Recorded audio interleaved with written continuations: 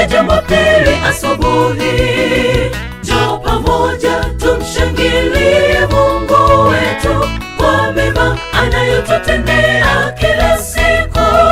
Utasikia neno la Mungu na shuhuda nyingi zinazotutia nguvu. Chagua Star TV, kituo kilicho bora.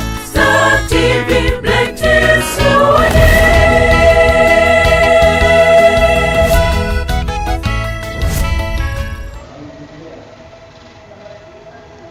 Naam, mtazamaji, tumerejea tena baada ya mapumziko kidogo kwa mada ambayo tulikuwa nayo hapo mwanzoni, lakini kwa sasa tumeweza kupata nafasi nzuri kabisa ya kuwa na mwanamke kinara na shupavu aliyepita katika mikono mbalimbali ya watu wengi, lakini pia milima na mabonde na changamoto mbalimbali alizokutana nazo za kiroho zilizomfanya yeye kuibua kipaji chake na kusimama kidedea kutoka katika ugonjwa uliomlaza kitandani kwa muda mrefu, na kuwa mtu maarufu sana kwa sauti yake kipekee na tamu iliyopenya masikioni kwa watu wengi zaidi kumfuatilia ndani na nje ya mipaka ya Tanzania, ikiwemo kwa baadhi za nchi kubwa zaidi, Marekani pamoja na Uingereza, na hususan Kenya, Uganda, East Africa kwa ujumla wamekuwa wakimfuatilia kwa ukaribu sana, na wengi wamevutiwa na wengi wameponywa kupitia nyimbo zake. Na huyu si mwingine ni malkia wa muziki wa Injili na ni mkongwe kwa muda mrefu, ni Rose Muhando, ambapo mimi kwa miaka nyuma nimekuwa nikimfuatilia na bado ameendelea kufanya vizuri zaidi kupitia nyimbo zake mbalimbali ambazo amekuwa akizitoa hata katika kizazi hiki. Nikukaribisha sana kwa moyo mkunjufu kabisa katika mahojiano ya kina na kwa undani zaidi kwa maswali ya papo kwa mtazamaji, ili uweze kumfahamu zaidi kwa undani. Rose Muhando, karibu sana mama. Asante. Bwana Yesu asifiwe. Amina. Pole sana na safari. Asante, nashukuru. Yeah. Nimekupata ukiwa hapa jijini Mwanza na una ziara yako, na pia nilitazama ulikuwa kule, ulikuwa una mkutano unaendelea pale. Ndio. Ile ni kawaida yako kutengeneza mikutano na kuzunguka Tanzania nzima? Mikutano mingi ni ya mialiko, na alikuwa na makanisa mbalimbali kwa ajili ya kumtumikia Mungu, kudumu kwenye mikutano ya Injili. Ndio maana hata kwa sasa nimekuwa hapa Mwanza na natamatisha leo. Ndio. Yeah. Na huo mkutano hasa kuna watu wengi sana pale, na niliona apostle pia. Unagusia nini haswa? No, tumekuja kuhubiri Injili, watu waokolewe, wamjue Yesu, waende mbinguni. Lakini pia wenye shida mbalimbali, magonjwa na vifungo mbalimbali wafunguliwe, ndio kilichotuweka pale. Amen, amen. Sasa ningependa nikukaribishe kwa dhati kabisa kwa maswali ambayo pia tutakuwa nayo siku ya leo, na mtazamaji kukufahamu zaidi. Kuna wimbo mpya ambao umeutoa na watu wengi wanaofuatilia sana kwa kina. Ule wimbo na pia mtazamaji ameuona hapo ukichezwa. Katika uandishi wa nyimbo zako ni Tumaini, ndio hivyo? Tuma malaika. Tuma malaika. Yesu tuma malaika. Nimefuatilia nikautazama. Katika uandishi wako, je, ni ndoto unakuwa unaoteshwa kama muujiza wa kuandika, ama kuna kitu kimejificha ambacho hatukifahamu? Kuna kitu kimejificha, ndio. Kwa sababu kuna kitu kinaitwa mtu na siri za Mungu. Ndio. Mtu na siri za Mungu. Kwa hiyo maana yake ni mtu na Mungu. Ndio. Kwa hiyo mahusiano yangu na Mungu. Ndio unaona haya mengine yote yanafunuliwa, kufanya kazi nzuri, kupata ufunuo niimbe nini, kwa nini, kwa sababu kila ninachopewa hakiwi kwa ajili yangu mwenyewe, kinakuwa kwa ajili ya mtu mwingine na mwingine na mwingine. Ndio. Kwa hiyo ni siri ya mtu na Mungu. Ni siri ya mtu na Mungu. Kwa hiyo kuna mahali nikifanya kazi lazima Mungu aongee, fanya hiki, na mimi lazima nimuulize Mungu, kwa nini nifanye hiki? Kwa nini niimbe hivi? Wakati mwingine naweza kuwa natamani kuimba mimi kile ambacho nakiona, lakini Mungu anasema hapana. Hicho kimefurahisha moyo wako, lakini nataka uimbe hiki. Kwa hiyo unaacha, unafanya kile Mungu ametaka. Ndio. Amen, amen. Niliingia kwenye mitandao ya kijamii nikakutana na kijana mmoja anajiita Scott, na pia amekuwa akifanya challenge. Ili unalichukuliaje kwa mtazamo wako kwa nyimbo zako za nyuma, ikiwemo ni bebe, na kuna wimbo mmoja ikiwemo ni bebe na kuna challenge nyingi sana ambazo nimeziona hapo. Watu wengi wamekuwa wakitumia nyimbo zako za nyuma.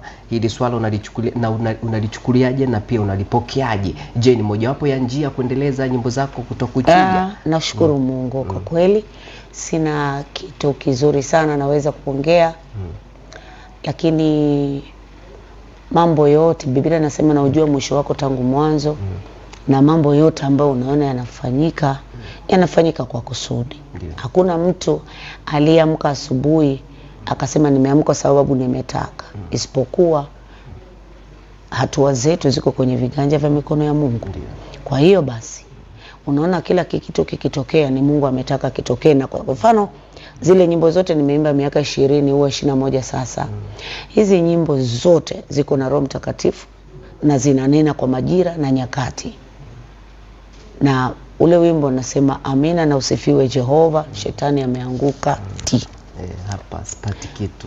Hapa hupati kitu. Kwa hiyo ni wimbo wa umilele. Hata kama mimi leo ndafikisha miaka 100 au nikaondoka duniani, lakini ule wimbo utaendelea kupigana vita za Mungu. Ule wimbo utaendelea kumuinua mtu mmoja kutoka kwenye vita yake. Utamtia nguvu. Utaendelea kuishi. Amen. Unaona, kwa hiyo hata wakati huu wimbo umekuja, kuna sababu. Tunaweza tusiyaone mambo katika ulimwengu wa mwili, lakini katika ulimwengu wa roho unaweza kuona kuna vitu vinaendelea. Kwa hiyo Mungu wakati mwingine huwa anatumia vitu kama hivi kupigana vita za kiroho bila mtu mwingine kujua. Amen. Amen. Unaweza kuona amefanya challenges Scott. Na unaona watu wamependa.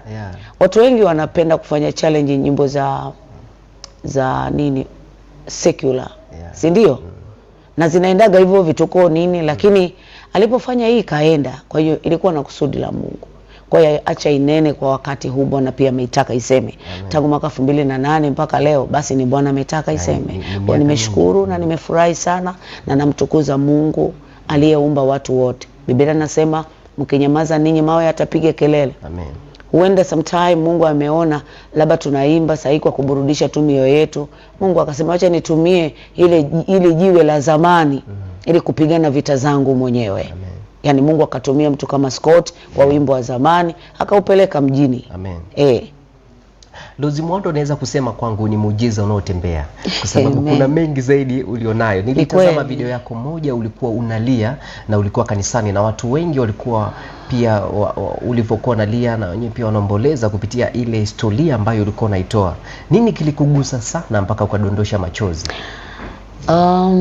Tangazaji, nafikiri historia yangu watu wengi nadhani wanaifahamu. Nimeshanena huko miaka ya nyuma. Wapi nilitoka, mambo gani nimepitia, vita ngapi nimepitia ambazo ninyi mmeziona kwa macho kwenye mitandao, vurugu, vipigo na nini. Kwa hiyo moyo wangu nikamuuliza Mungu, mimi ni mwanamke, why napitia mambo magumu, vita ngumu kama mwanaume? Kuna nini ndani yangu? Kwa nini mimi? Sasa wakati nikiendelea kutafakari ukubwa wa vita ninazopigana nazo, lakini pia nikitafakari namna Mungu anavyonitoa kwenye hizo vita, anavyonishindia, namna ambavyo Mungu anavyonipigania, namna ambavyo Mungu ananitetea na kunisimamisha kwenye nafasi yangu. Unajua shetani kazi yake ni kutaka kuharibu ili akuondoe kwenye nafasi na lengo na kusudi Mungu alilokuitia, alafu asimamishe ufalme wake. Lakini Biblia inasema jambo hili halitakuwa wala halitasimama wala halitakuwa. Kwa hiyo namshukuru Mungu kwamba katika vita zangu yamekuwa akinipigania. Ndio maana katika ile hali nafika kuwa na hali ya machozi kutafakari jinsi Mungu anavyonitetea, Mungu anavyonipigania. Sawa. Mungu anavyokutetea na kukupigania. Mwanamke kinara kabisa ambaye umesimama imara. Utukufu kwa Mungu. Utukufu kwa Mungu. Kulingana na changamoto hiyo ambayo umeitaja na mambo mengi kadha wa kadha uliyopitia, ni tukio gani ambalo unalikumbuka? Nitakumbuka kipindi naugua sana Nairobi. Kama mwanzo wa mwisho wa kiroho. Nilipotoka nikawa sina kitu chochote nyumbani kwangu. Sikuwa na kikombe wala bakuli wala sufuria. Nilianza maisha moja. Mungu akanipa kila kitu leo ambacho unaona ninacho. Bwana akanirudishia heshima yangu. Bwana akanirudisha kwenye nafasi yangu. Bwana akanisimamisha kwa sababu wakati nikipitia magumu sio kuwahi kumwazia Mungu mabaya. Kwa hiyo nilijifunza pia katika lile tukio. Dunia ilitazama kwa namna nyingine, lakini Mungu aliangalia kwa namna nyingine. Na mimi nililiona kwa namna nyingine kwamba mahali hapa ndipo mahali naongea sana na Mungu kuliko mahali popote. Yeah.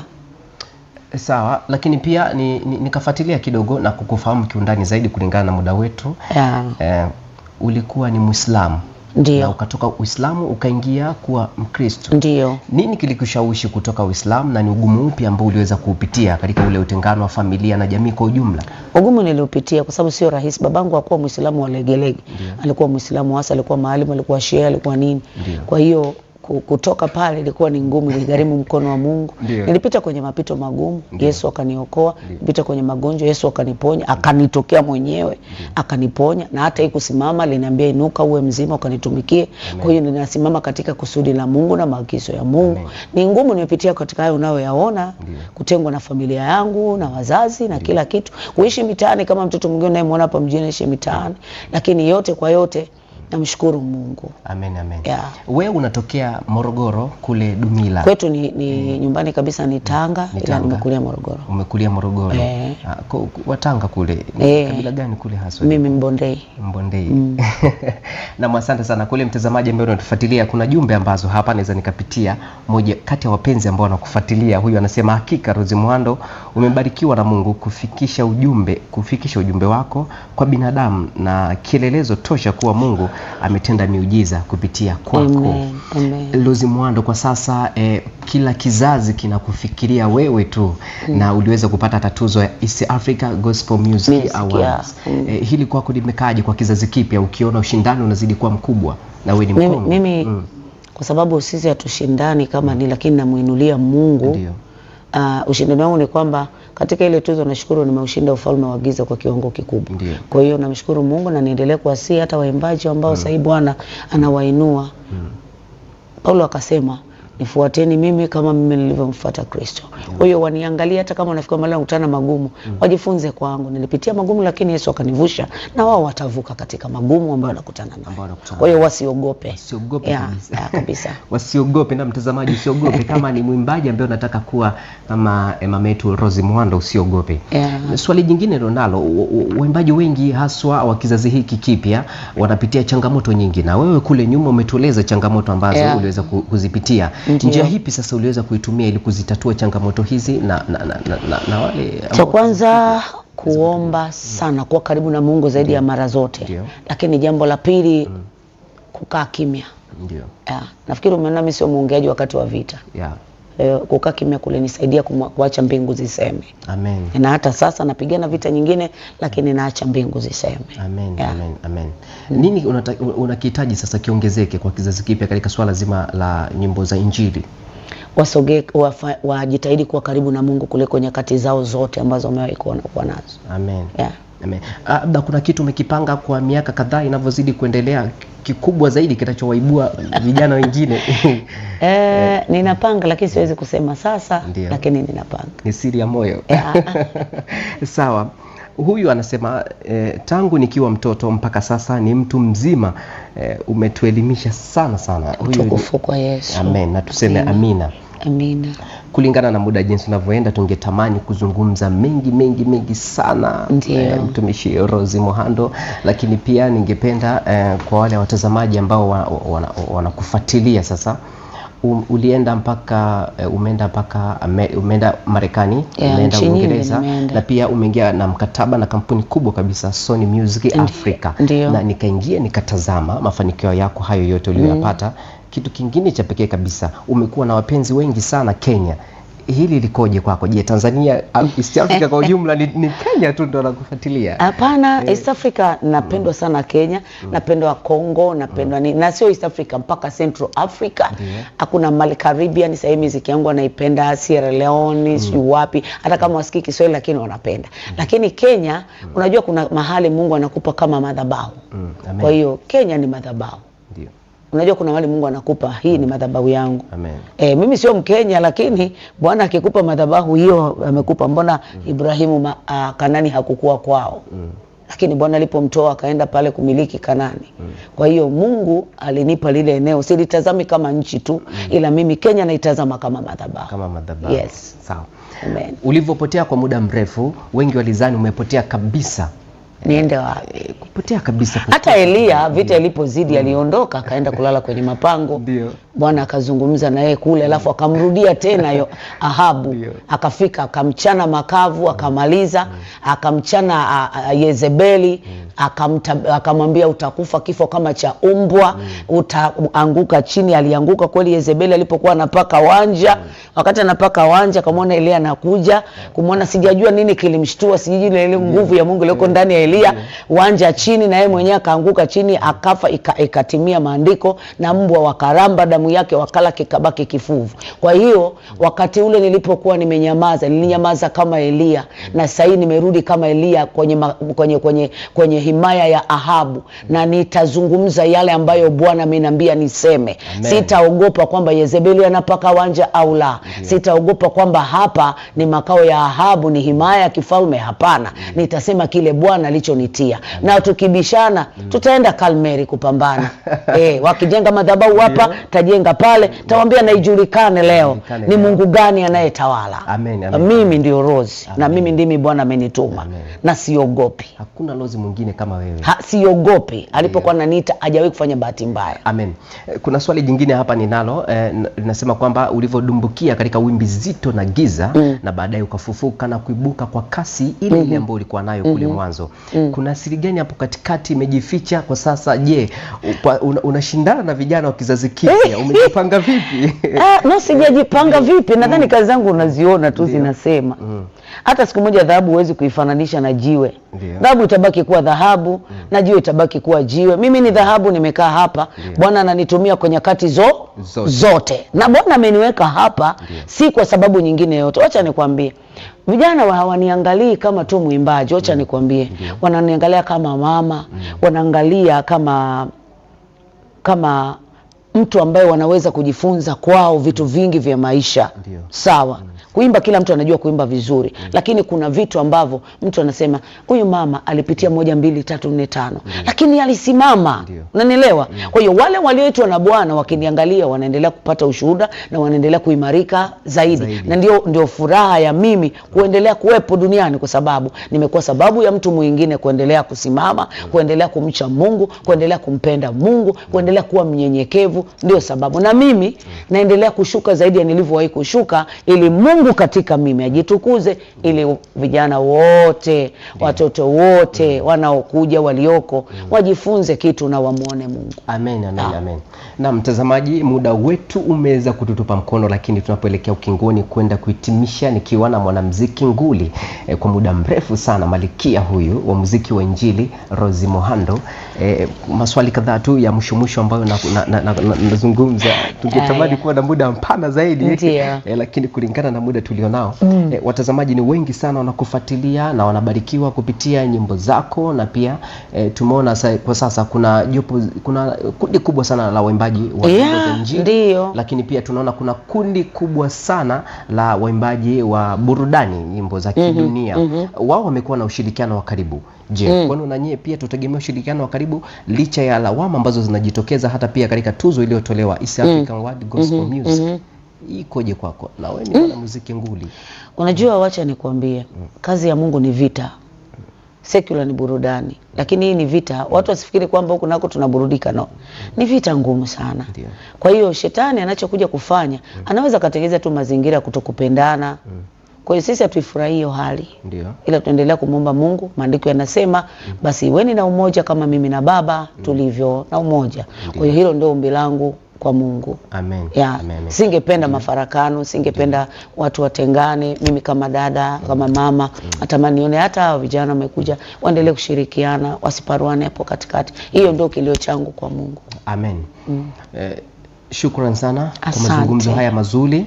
Japo maswali ni mengi na mimi ningetamani kuuliza, na muda umekuwa mchache, ila natamani kuna maswali mawili tu nikuulize. Wewe ni mama, ni mlezi wa kila mtu kabisa, na una familia pia, na imani watoto ulionao, tutarajie kuna mtoto ambaye umemwandaa na unampika vizuri? Watoto wangu wako shule, japo binti yangu anaimba sana. Hata sijui niseme nini.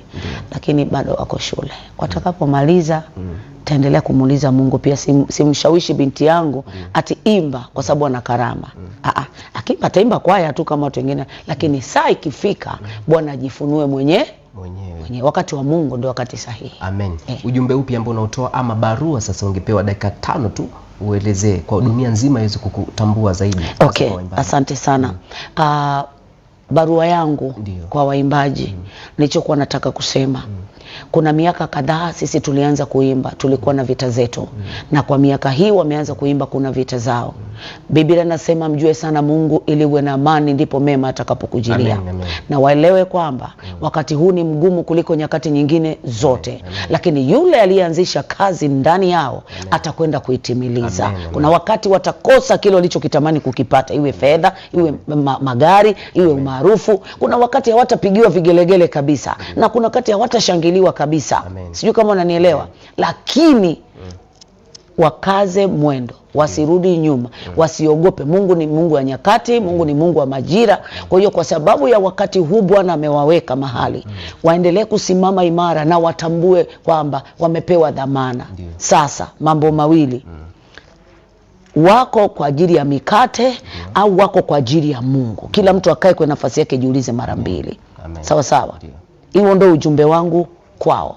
Na asante sana. Na mtazamaji, kwa yule ambaye umekuwa ukituma ujumbe zako, ningetamani nizisome, lakini kulingana na muda umezidi kwa mfinyo. Ulikuwa nami mtangazaji wako Andrea Amos Masanje, nilikuwa na nguri wa muziki si mwingine ni Rose Muhando. Mimi nimekuwa nikimfuatilia kwa kupitia vibao vyake mbalimbali vya nyimbo. Kuna ile nipishi njia, niko hapa, na pia na hiyo ni bebe. Asante. Lakini tunapoenda kuhitimisha, karibu sana uweze kufunga kipindi hiki kwa njia ya maombi. Na kabla hujafunga kwa njia ya maombi, mtu akihitaji kukupata, kufanya kazi na wewe, na kukufuatilia mitandaoni, namba yangu 0746 334 336. Narudia 0746 334 336. Hiyo ni namba yangu, inapatikana masaa yote, ni ya ofisini kwangu. Mimi sina namba nyingine. Ukipigiwa namba nyingine huo ni uongo. Labda nyingine ambayo ya ziada ni ya meneja wangu 0717 003 077. Utampata meneja wangu, anaitwa Abel Makala. Ndio. Na kakola kidogo ka wimbo. Yesu tuma malaika wanilinde njiani Bwana, mlinzi wangu niwe, sitara yangu ni wewe. Inatosha. Amen. Amen. Karibu sana, tufungie kipindi kwa njia ya maombi. Tuombe. Libarikiwe jina lako Mungu uliyeketi kwenye enzi kuu, mfalme uliyeumba viumbe vyote duniani. Peke yako unaitwa Jehova, ndilo jina lako Mungu na ndio sifa yako. Asante kwa sababu ya ile neema kuu ya kifo cha Yesu msalabani, maana katika hiyo tumepata kukujua wewe na kukurudia Mungu wetu. Asante kwa sababu tumepata kibali kwa ahadi kuu ya msalaba kukufikia Baba yetu. Tunakuheshimu, tunanyenyekea, tunaweka mikono yetu mbele zako Bwana. Tunaomba utusamehe kwa sababu tumekuwa tukikutenda dhambi, wakati mwingine hata kwa upumbavu wetu. Tuwie radhi. Mioyo yetu na macho yetu vinaona aibu hata kukutazama, kwa sababu hatujaishi maisha ya kukupendeza.